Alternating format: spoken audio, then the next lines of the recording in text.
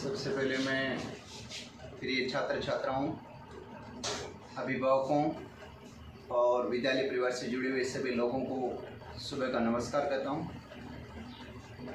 शहीद Kan Singh memorial senior secondary school Dyawa की तरफ से यूट्यूब चैनल के माध्यम से जो कक्षाएं चलाई जा रही है, उसके माध्यम से मैं ये बताना चाहता हूँ कि सभी लोग घरों में रहें, सुरक्षित रहें। और अब आज का जो हमारा जो यूनिट है, अर्थात जो पाठ का शीर्षक है, उसका नाम आपको मैं पिछले 2 कालांशों में बता चुका हूँ। अभी वो भी कहने का अर्थ है, वो पाठ जारी है। तो पाठ का शीर्षक है सूरदास। आपको मैं पहले बता चुका हूँ कि कवि सूरदास जो भक्ति काल के प्रमुख संतों में या कह सकते हैं भक्तों में गिने जाते हैं, और भक्ति काल में भी सगुण भक्ति, और सगुण भक्ति में भी आपको मैं बता चुका हूं भगवान श्री कृष्ण के अनन्य भक्त थे, इसलिए कृष्ण मार्गी संतों में गिने जाते हैं। तो कृष्ण मार्गी संतों में एक सर्वश्रेष्ठ भक्तों में गिने जाते हैं। अब आपको मैं बता चुका हूं कि वैसे यहाँ श्रृंगार रस के बड़े ही कह सकते हैं मार्मिक कवि माने जाते हैं। श्रृंगार रस का इन्होंने बहुत ही अच्छा चित्रण किया है। श्रृंगार रस के दोनों पक्षों अर्थात संयोग व वियोग श्रृंगार का मार्मिक चित्रण। वियोग का दूसरा नाम आपको मैं बता चुका हूं विप्रलंब। विप्रलंब कह सकते हैं जो मानो यहां पर, तो देखो यहां पर भगवान श्री कृष्ण के सखा या मित्र उद्धव जी जब गोपियों के पास निर्गुण निराकार या योग संदेश की शिक्षा लेकर के निर्गुण निराकार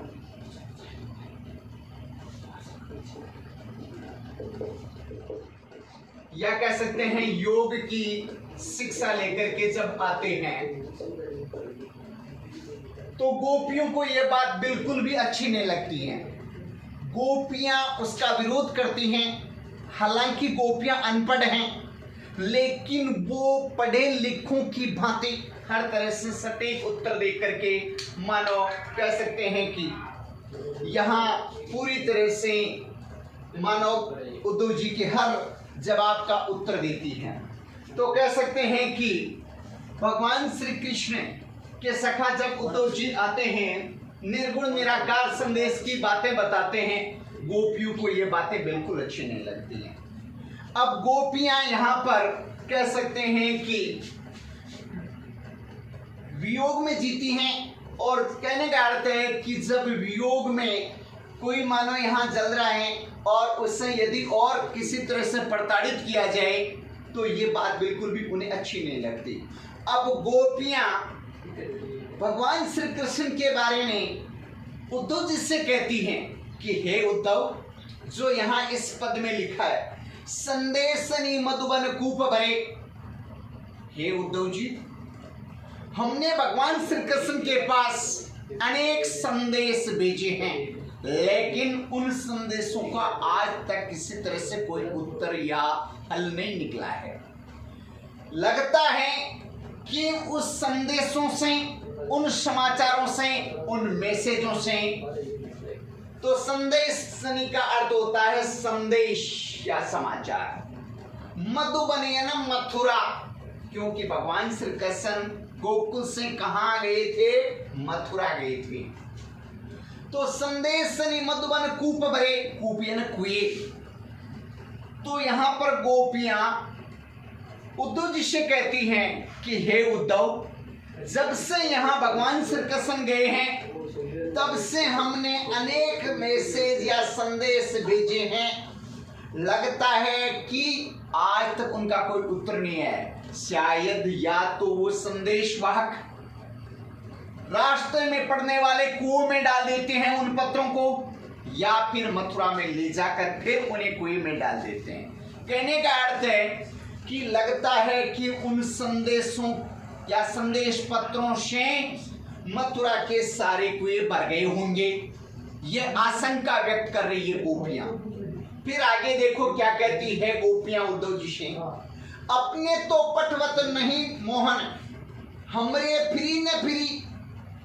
हमने जो संदेश में से समाचार जो दूतों के द्वारा या कह सकते हैं संदेश वाहकों के द्वारा भेजे थे, कहने का मतलब पटवत का अर्थ होता है भेजना। हमने जो संदेश भेजे थे वो एक भी शायद श्री कृष्ण जी के पास पहुंचे नहीं है, या फिर उन्हें भगवान श्री कृष्ण ने इतना समझ दिया है कि उन पत्रों के बारे में वो वापस कभी उत्तर देते नहीं है या उन पत्रों को वापस लाते नहीं है। तो अपने तो पटवते ना जो हमने भेजे थे वो शायद या तो पहुंचे नहीं है या फिर पहुंचे हैं तो भी उनका कोई उत्तर निकला नहीं है। हमारे फिरी न फिरी, और वो कभी हमारे रास्ते से अर्थात मथुरा से गोकुल की तरफ कभी फिर करके घूम करके वापस कभी आते नहीं है। कहने का अर्थ है गोपियां उद्धव जी से कहती हैं कि हे उद्धव जी, भगवान श्री कृष्ण जब से गोकुल से मथुरा गए हैं तब से आज तक उनके कोई संदेश या समाचार हमारे पास पहुंचे नहीं हैं। हमने अनेक संदेश वाहकों के माध्यम से अनेक पत्र भेजे हैं, लेकिन वो शायद कभी आज तक वहां पत्र या तो पहुंचे नहीं है या फिर पहुंचे हैं तो लगता है कि उन पत्रों पर किसी तरह से कोई प्रतिक्रिया भगवान श्री कृष्ण ने व्यक्त नहीं की है, या फिर उन पत्रों को कहीं कुओं में डाल दिया है, जिनके कारण शायद रास्ते में पड़ने वाले कुएं या मथुरा के कुएं सारे पत्रों से उनकी क्या हो गए होंगे, भर गए होंगे। या फिर भगवान श्री कृष्ण ने उनको जो जितने भी हमने संदेश वाहक या दूत भेजे थे, संदेश पत्र वाहक भेजे थे, उन सबको समझा दिया है उनको, और वो कभी हमारे रास्ते से कभी आते नहीं है, अर्थात मथुरा से वापस गोकुल की तरफ इस रास्ते से कभी वापस आते नहीं है। जिते पथिक पढ़े मधुवन को, जितने भी हमने पथिकों को, पथिक राहगीर या रास्ते चलने वाले लोग भेजे थे, वो मथुरा से हमारी तरफ आते नहीं है, या हमने जो भेजे हैं वो भगवान श्री कृष्ण के पास पहुंचे नहीं है। मधुबनी है ना मथुरा, अर्थात भगवान श्री कृष्ण जो कहाँ गए थे, मथुरा गए थे, और मथुरा से वापस गोपियों के पास कोई संदेश समाचार भेजा नहीं था। तो गोपियां कहती हैं कि जितने भी हमने राहगीरों को, पथिकों को भेजा था वो शायद या तो भगवान श्री कृष्ण के पास पहुंचे नहीं है, या फिर पहुंचे हैं तो भी भगवान श्री कृष्ण ने उनको पूरी तरह से अपने वश में कर लिया है, या नियंत्रण कर लिया है, या कह सकते हैं पूरी तरह से अपने मानो अधीन कर लिया है। तो जीते पथिक पढ़े मधुबन को, बहुरी न शोध करे, हमारे बारे में वो कभी जानते नहीं, पहचानते नहीं, खोज नहीं करते, किसी के बारे में कोई समाचारों का कोई ध्यान देते नहीं है। कहने का अर्थ है कि गोपियां कहती है कि हे उद्धव, जितने भी भगवान श्री कृष्ण के पास हमने संदेश भेजे थे उनका अभी तक कोई उत्तर नहीं दिया है, या फिर मानो उनके बारे में हमारी तरफ, कहने का मतलब हमारी तरफ उन्होंने कोई ध्यान दिया नहीं है।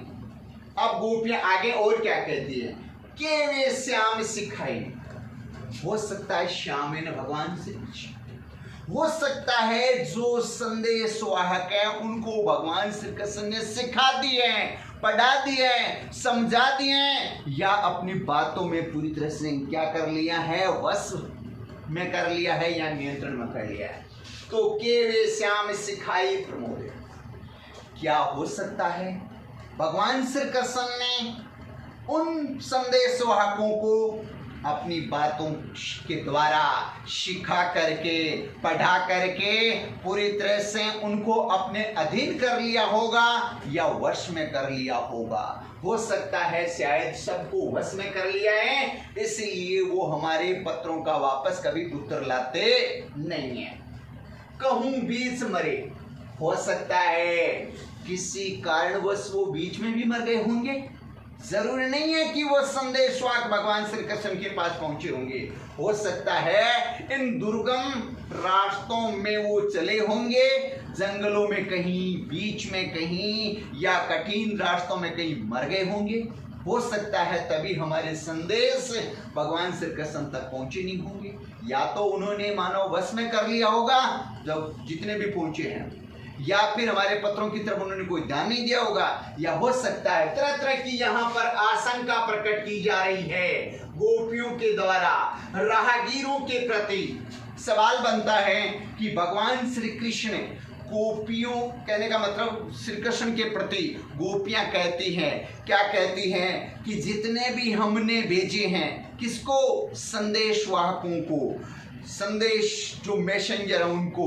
हो सकता है कि कहीं वो किसी कारण से, किन किन कारणों से बीच में रह गए होंगे, तो ये आशंका व्यक्त की है। कहने का अर्थ है गोपियां संदेश वाहकों के प्रति आशंका व्यक्त कर रही हैं। हो सकता है वो किसी कारण से रास्ते में भी क्या हो गए होंगे, मर गए होंगे। कहने का अर्थ यहाँ सवाल बनता है कि गोपियां संदेश वाहकों के प्रति क्या आशंका व्यक्त करती हैं।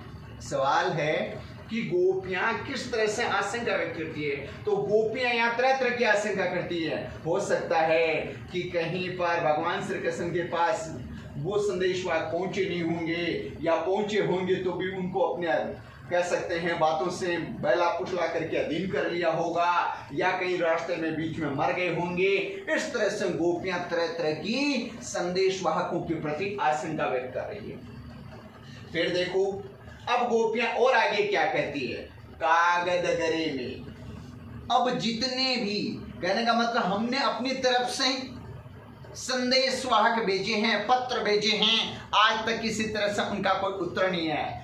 तो अब देखो गोपियां आगे और क्या कहती है, कागद गरे में। हो सकता है बादलों के बरसने से, अर्थात जल वर्षण से, बरसात के पानी बरसने से सारे मथुरा के कागज हैं वो गल गए होंगे, नष्ट हो गए होंगे, या समाप्त हो गए होंगे। कहने का अर्थ है कि गोपियां यह कहती है कि कहीं बारिश की वजह से सारे मथुरा के कागज गल गए होंगे, जिनके कारण वहां से, अर्थात मथुरा से हमारे पास कोई समाचार या पत्र पहुंचता नहीं है। मसी खूंटी, हो सकता है स्याही खत्म हो गई होगी, क्योंकि लेखनी के लिए क्या चाहिए, स्याही चाहिए, और स्याही नहीं होगी तो लेखनी कभी भी काम नहीं करेगी। इसलिए शायद लगता है कि कहीं स्याही समाप्त हो गई होगी या स्याही खत्म हो गई होगी। सरदब लागी जरे, हो सकता है कि जो पुराने जमाने में, आज जो हम कह सकते हैं यहाँ कलम को काम में लेते हैं, उस जमाने में, कहने का अर्थ है घास के तिनकों से एक, कह सकते हैं, जो मानो पूरी तरह से, जो मानो यहाँ कह सकते हैं कलम की बातें। अब देखो यहाँ गोपियां कहती हैं कि सरदब लागी जरे, हो सकता है कि जितने भी हमारे जो कलम, अरे जो कलम काम में लिए जाते हैं, वो सारे कहीं पर, हो सकता है जंगल में आग लगने से क्या हो गए होंगे, नष्ट हो गए होंगे। कहने का अर्थ है कि जितने भी जो कह सकते हैं कलम हैं, सरकंडे, कहने का मतलब है सरकंडे, जिसे आप कह सकते हैं कलम। कलम का मतलब आप जानते हो पेन, जो कहने का मतलब है कि ये जो मानो पुराने जमाने में घास के तिनकों से, कहने का मतलब घास के तिनकों से तीखा करके आगे का भाग, जो पत्रों के लिखने के लिए, कागज पर लिखने के लिए काम में लिया जाता था, वो सारे सरकंडे कहीं जंगल में आग लगने से कहीं जल गए होंगे। कहने का मतलब तरह तरह से यहाँ गोपियां कहती है उद्धव जी से कि हमारे पास आज तक भगवान श्री कृष्ण की तरफ से कोई संदेश नहीं पहुंचा है। लगता है कि वहां पर बरसात होने से कागज सारे नष्ट हो गए होंगे, या फिर शाही खत्म हो गई होगी, या जो कलम के जगह लिखने वाले सरकंडे हैं वो अर्थात घास के तिनकों से तीखा जो भाग, जिससे कह सकते हैं पुराने जमाने में ताड़ पत्रों पर या कागज पर जो लिखा जाता था वो सारे कहीं जल गए होंगे। कहने का मतलब जंगल में आग लग गई होगी और आग लगने से सारे सरकंडे नष्ट हो गए होंगे। गोपियां इस तरह से तरह तरह की बातें करती हैं। फिर गोपियां आगे क्या कहती है उसके बारे में सूरदास क्या कहते हैं, सेवक सूर लिखन को आंदो हम प्रेमानंद। गोपियां कहती हैं कि हम जो सेवक हैं अर्थात भगवान श्री कृष्ण के जो अनन्य भक्त हैं वो सारे उनके प्रेम में क्या हो गए हैं, अंधे हो गए हैं। और अंधे होने के कारण तो लिखना संभव नहीं है। तो सेवक सूर लिखन को आंदो। अब सूरदास जी कहते हैं कि गोपियां यहां उद्धव जी से कहती हैं कि हम तो भगवान श्री कृष्ण के प्रेम में पूरी तरह से अंधी हो गई हैं, और अंधी होने के कारण यह लिखना संभव नहीं, क्योंकि अंधा व्यक्ति वैसे भी लिख नहीं सकता। तो यहाँ सूर लिखन यानी सेवक सूर लिखन को आंधो। सेवक अर्थात यहाँ पर सेवक किसको करी, गोपियां अपने आप को। गोपियां अपने आप को भगवान श्री कृष्ण का सेवक कर रही है और कह रही है कि हम तो वैसे भी प्रेम रूपी कह सकते हैं, मानो यहाँ प्रेमांध है, प्रेम में पूरी तरह से अंधी हो चुकी है, और अंधे व्यक्ति को वैसे भी लिखना संभव नहीं है। देखो यहाँ सेवक सूर से का बार बार यहाँ पर देखो कह सकते हैं वर्णों की आवृत्ति के कारण, अरे वर्ण यानी बार बार यहाँ जैसे मानो जो वर्ण हैं उनकी आवृत्ति के कारण यहाँ पर है कौन सा अलंकार, अनुप्रास अलंकार। कहने का मतलब है कि से लिखने के कारण अर्थात सेवक सूर लिखन को आंदो। तो यहाँ पर देखो बार बार किसी एक वर्ण की आवृत्ति होती है, वहां पर अनुप्रास अलंकार पाया जाता है। तो सेवक सूर लिखन को आंदो पलक कपाट, अरे जो आंखें उसकी जो पलकें हैं अर्थात यहाँ पलकों को यहाँ गोपिकाओं ने क्या कहा है, किवाड़ का है। कहने का मतलब है कि हमारे जो आंखों की पलकें हैं या पलक रूपी किवाड़ हैं वो बंद हो गए हैं, और बंद होने के कारण लिखना संभव नहीं है। गोपियां यहाँ पलकों को कहने का मतलब किवाड़ के रूप में आरोपित किया है। किसी चीज को आरोपित करने का मतलब है कि वहां पलकों को एक तरह से किवाड़ के रूप में आरोपित करना, और जहां आरोपित किया जाता है वहां पर रूपक अलंकार का प्रयोग किया जाता है। तो यहाँ पर कहने का मतलब है आरोपित करने के कारण पलकों को अर्थात आंखों की पलकों को किवाड़ के रूप में, कपाट के रूप में बता करके या आरोपित करना, और आरोपित जहां किया जाता है वहां पर रूपक अलंकार का प्रयोग किया जाता है। तो यहाँ सूरदास जी के अनुसार गोपियां अपने आप को सेवक मानती हुई कहती है कि हम तो भगवान श्री कृष्ण के प्रेम में पूरी तरह से अंधी हो चुकी हैं, और हमारे पलक हैं वो बंद हो चुके हैं। और जब पलकें मानो कहने का मतलब पलक रूपी जो किवाड़ जब बंद हो जाते हैं तो देखना संभव नहीं है, और जब देखना संभव नहीं है तो पत्र लिखना भी संभव नहीं है। इस तरह से गोपियां। अब देखो यहाँ आपको मैं पहले भी बता चुका हूं कि जब व्याख्या आती है तो व्याख्या में आपको मैं पहले बता चुका हूं कि व्याख्या के जो 3 भाग हैं आपको मैं बता चुका हूं, प्रसंग, दूसरा व्याख्या, फिर तीसरा आता है जो कह सकते हैं विशेष। तो इस तरह से अब जैसे मान लो इसमें प्रसंग में आए तो प्रसंग में प्रस्तुत उद्धरण या प्रस्तुत जो कह सकते हैं काव्यांश सूरदास द्वारा रचित कह सकते हैं पदों से लिए गए। इसमें सूरदास के अनुसार गोपियां उद्धव जी से बातचीत करती हुई, वार्तालाप करती हुई गोपियां भगवान श्री कृष्ण के बारे में कहती हैं और इस प्रसंग का यहाँ उल्लेख है। फिर जो व्याख्या में, तो व्याख्या में आपको इसका पूर्णतः पूरा भावार्थ लिखना है।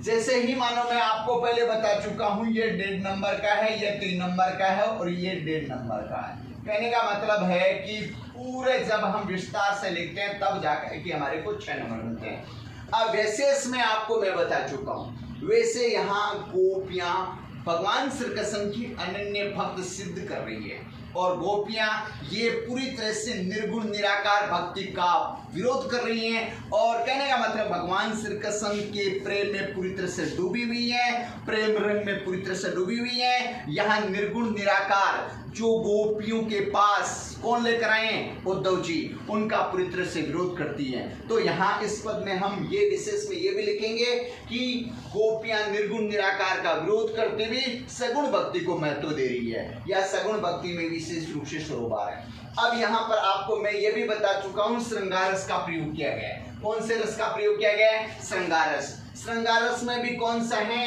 वियोग, क्योंकि गोपियां भगवान श्री कृष्ण के वियोग में पूरी तरह से जल रही हैं और यहाँ तरह तरह से भगवान श्री कृष्ण के बारे में कहने का मतलब उद्धव जी को उलाना दे रही है और उलानों के माध्यम से है वो यहाँ पर कौन सा वियोग श्रृंगार से वो झलकता हुआ दिखाई दे रहा है। और संयोग श्रृंगार और वियोग श्रृंगार कहने का मतलब श्रृंगार जहां पर होता है वहां पर आपको मैं बता चुका हूं माधुर्य गुण।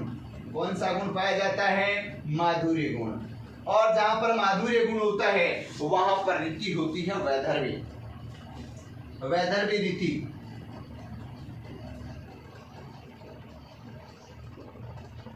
तो देखो यहां पर रस है वो है वियोग श्रृंगार रस और यहाँ गुणों में है माधुर्य गुण और रीति में है वैधर्वी रीति। तो इस तरह से यह जो कहने का अर्थ है कि यह जो हमारा चरण है अर्थात ये पद है जिसमें भगवान श्री कृष्ण के प्रति मानो यहाँ पर पूरी तरह से यहाँ कहने का अर्थ है इसमें भावार्थ है वो झलकता हुआ दिखाई दे रहा है। यहाँ गोपियां तरह तरह से बातें हैं वो कह रही है।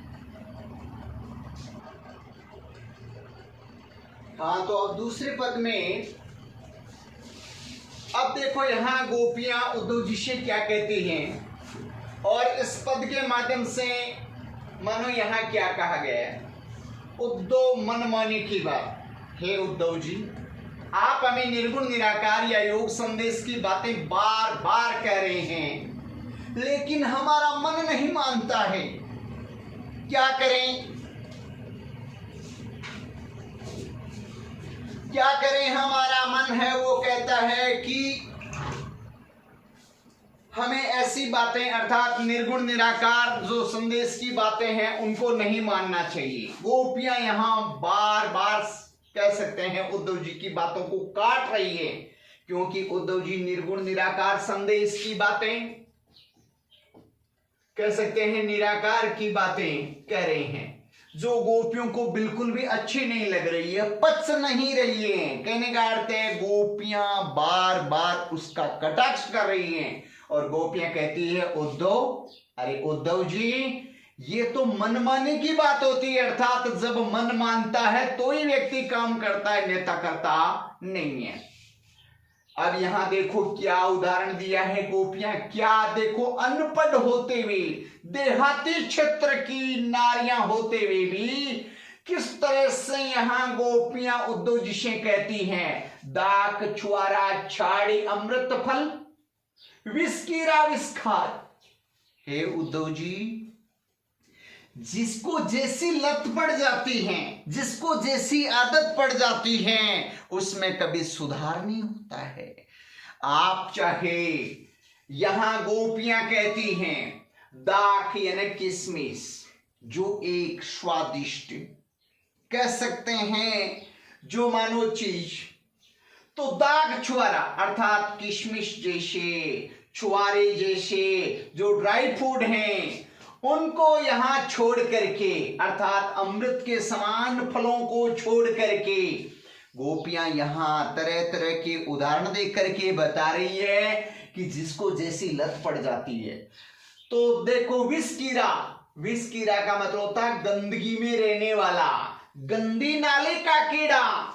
वो विष को यानी गंदी चीजों को ही खाता है।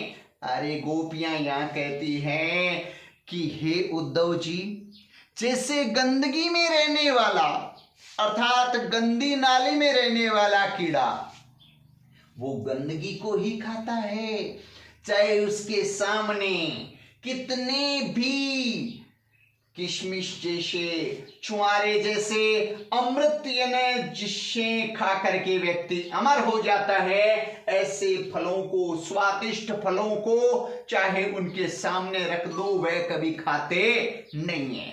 तो यहां गोपियां तरह तरह से कहती है कि हमारे को भगवान श्री कृष्ण से अनन्य प्रेम हो गया है, अब हमें कोई दूसरी चीजें बिल्कुल भी पसंद नहीं है। यहां देखो सबसे घटिया उदाहरण देती हुए गोपियां यहां तक कह दी है कि जो गंदी नाली का कीड़ा अर्थात गंदगी में रहने वाला एक कीड़ा जो मात्र गंदगी को ही खाता है, हालांकि गंदी अच्छी चीज नहीं होती, गंदगी अच्छी चीज नहीं होती है, यह हम मानते हैं, लेकिन यहां गोपियां कहती है हम तो मान लीजिए उसके समान हैं, हमें आपकी जो कह सकते हैं यहां मानो दाग छुआरा उद्धव जी के अनुसार निर्गुण निराकार की भक्ति है। कहने का मतलब है निर्गुण निराकार की जो भक्ति है वो मानो यहां पर गोपियां कहने का अर्थ है निर्गुण निराकार है, वो यहां दाग छुआरे के समान है। अब यहां गोपियां अपने आप को एक गंदी नाली के कीड़े के समान मानती हुई कहती है कि जैसे मानो श्री कृष्ण की भक्ति, हालांकि यहां श्री कृष्ण की भक्ति को यह कहना गलत है कि वो गंदी नाली के गंदगी के समान, लेकिन यहां गोपियां कहती हैं कि जैसे उनको अर्थात एक गंदी नाली के कीड़े को आदत पड़ जाती है उसके समान हमें भी मानो यहां पर आदत पड़ गई है। अब हम आपकी बातों में भ्रमित होने वाली नहीं है, आपकी बातों में फंसने वाली नहीं है, हमें केवल निर्गुण निराकार की भक्ति से मानो यहां कोई लगाव नहीं है और हमें केवल और केवल भगवान श्री कृष्ण की भक्ति से लगाव है। फिर आगे क्या कहती है गोपियां, और देखो यहां उदाहरण देती हुई, जो चकोर को दे कपूर को तजी अंगार अघार, जैसे कोई एक चकोर पक्षी जिसको चाहे कितने भी कपूर जैसी ठंडी चीज दो, शीतल चीज दो, लेकिन उस पर कोई असर नहीं होता। कहने का मतलब चकोर पक्षी है वो जिसको लत पड़ गई है, कहने का मतलब अंगारे, अरे गर्म चीजें खा करके अर्थात चकोर पक्षी जो अंगारों के समान गर्म मानो किरणों को खा करके अपना पेट भरता है, प्रसन्न रहता है, खुश रहता है।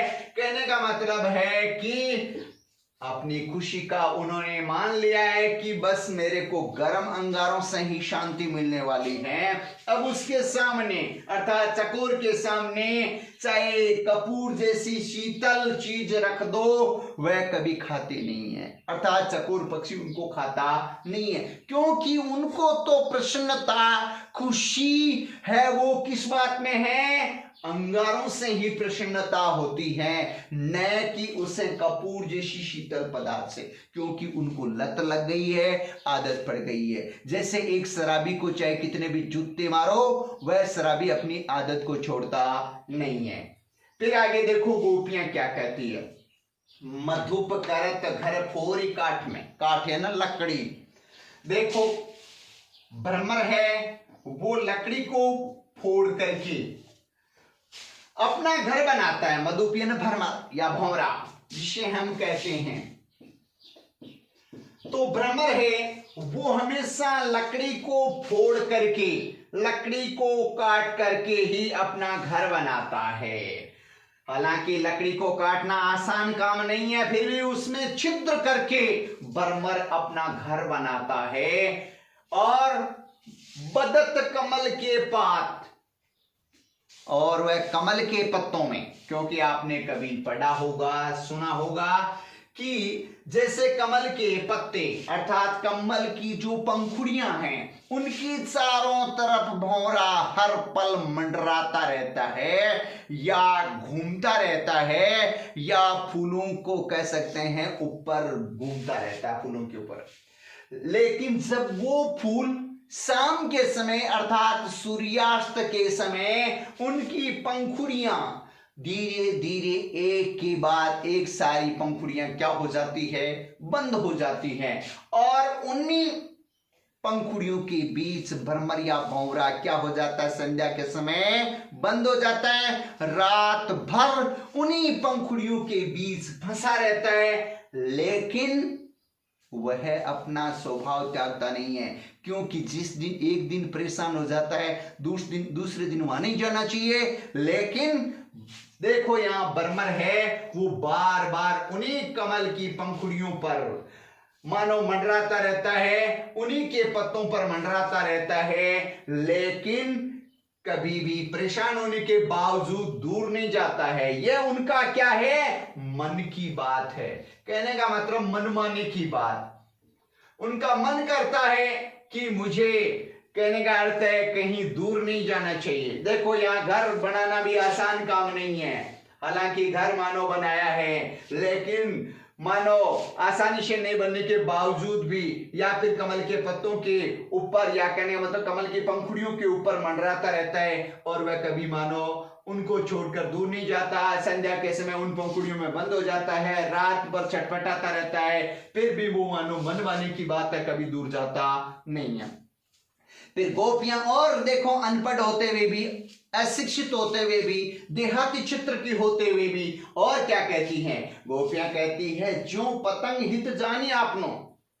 पतंगे को कीट पतंगे जो जानते हो बारिश के दिनों में बल्ब के पास अर्थात रोशनी के पास, दीपक के पास बार बार आते रहते हैं और उस पतंगे के द्वारा वहां पर प्राण त्यागे जाते हैं। कहने का मतलब वो जलकर वहीं पर नष्ट हो जाते हैं, लेकिन उन्हें अपना हित का पता है कि मेरा अहित हो रहा है, हानि हो रही है, नुकसान हो रही है, लेकिन वह कभी कहीं दूर नहीं जाता है, वापस उसी के पास जाता है, वापस अपने प्राणों को त्यागता है। कहने का मतलब बार बार हर कीट पतंगा वहां पर जाता रहता है, सबको पता है कि वहां हानि है, सुनिश्चित है, लेकिन वहीं पर ही जाता है।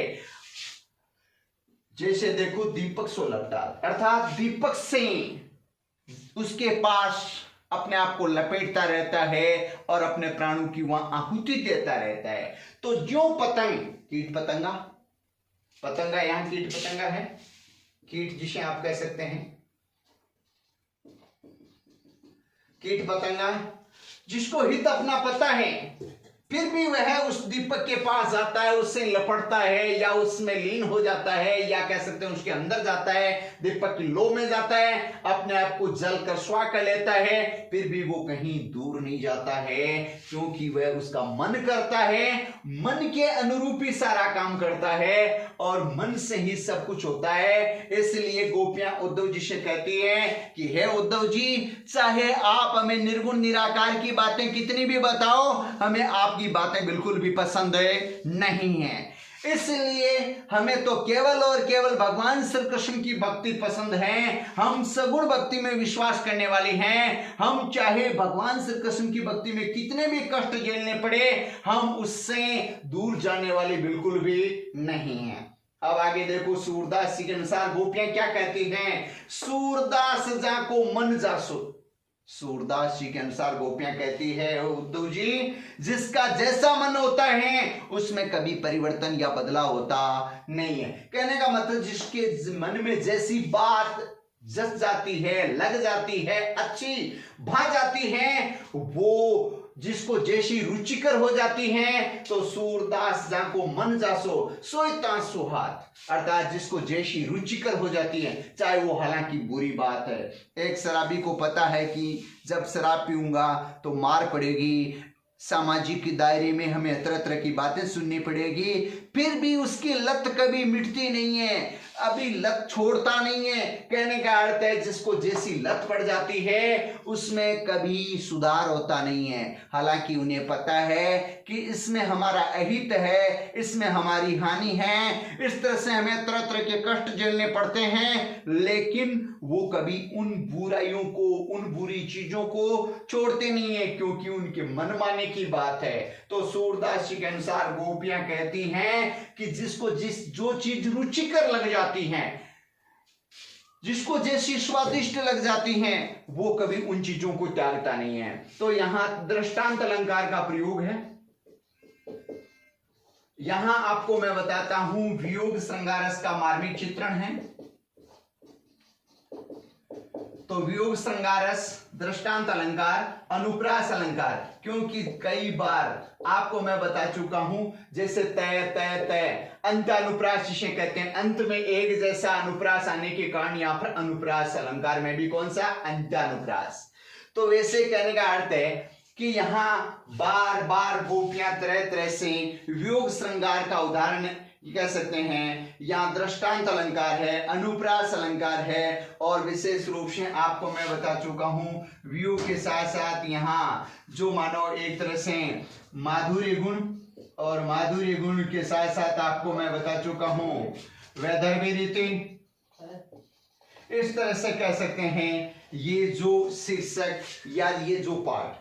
अब देखो इस पाठ में अब आगे ये इसी पद में सवाल बनता है कि जैसे जो पतंग दीपक सो लगता, जैसे एक दीपक के पास पतंगा जाता है, अर्थात एक कीट जाता है, अपने प्राणों की आहुति देता है। इसका आशय यह है कि जिसको यहां सवाल बन रहा है, जो पतंग हित जानी आपनो दीपक सो लगतात, यहां यह सवाल बन रहा है। इस सवाल के अंतर्गत में यह पता चलता है गोपियां यह बात उद्धव जी से कहती है कि हे उद्धव जी, चाहे हमें कितनी भी आप बातें कहो, निर्गुण निराकार की बातें में समझो, आपकी बातें बिल्कुल भी पसंद नहीं है।